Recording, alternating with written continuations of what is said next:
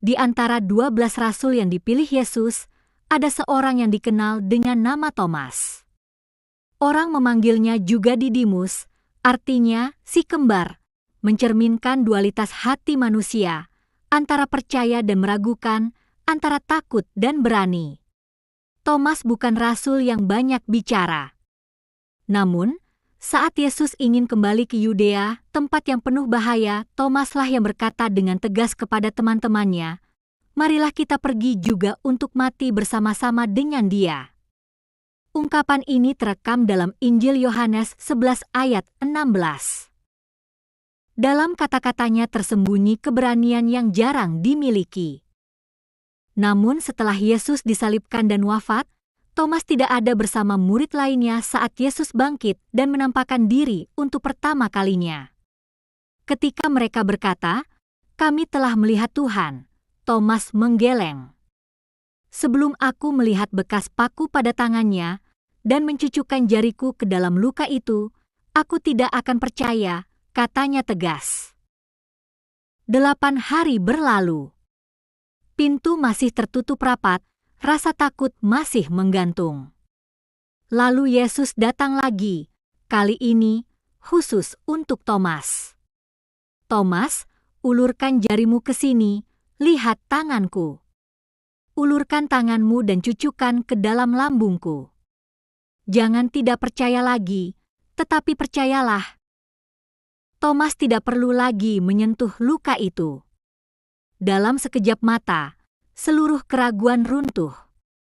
Air matanya mungkin mengalir saat ia berlutut dan berseru, "Ya Tuhanku dan Allahku." Yesus menatapnya dengan kasih dan berkata, "Karena engkau telah melihat aku, maka engkau percaya. Berbahagialah mereka yang tidak melihat, namun percaya." Itu adalah akhir dari keraguan Tomas, tetapi permulaan dari misinya yang besar. Setelah Roh Kudus dicurahkan di hari Pentakosta, para rasul tersebar ke berbagai penjuru dunia. Tomas tahu bahwa panggilannya bukan hanya untuk percaya, tetapi untuk memberitakan. Ia melintasi tanah Persia dan akhirnya sampai di negeri yang sangat jauh bagi dunia Yahudi saat itu, India. Di sana, Tomas bertemu komunitas Yahudi dan penduduk setempat. Dengan sabar dan kuasa Roh Kudus, ia mengajar, membaptis, dan mendirikan jemaat. Di wilayah Kerala, kisah-kisah tentang rasul yang datang dari barat menyebar. Orang-orang menyebutnya Martoma, Tuan Tomas. Ia membangun gereja, mentahbiskan imam, dan bahkan mengabarkan Injil hingga ke istana raja. Tapi iman yang dibawanya tak selalu disambut dengan tangan terbuka. Di kota Milapore, dekat Chennai, Tomas akhirnya menghadapi ujian terakhirnya. Karena mempertobatkan istri seorang pejabat, ia ditangkap dan ditombak hingga mati seperti Tuhannya.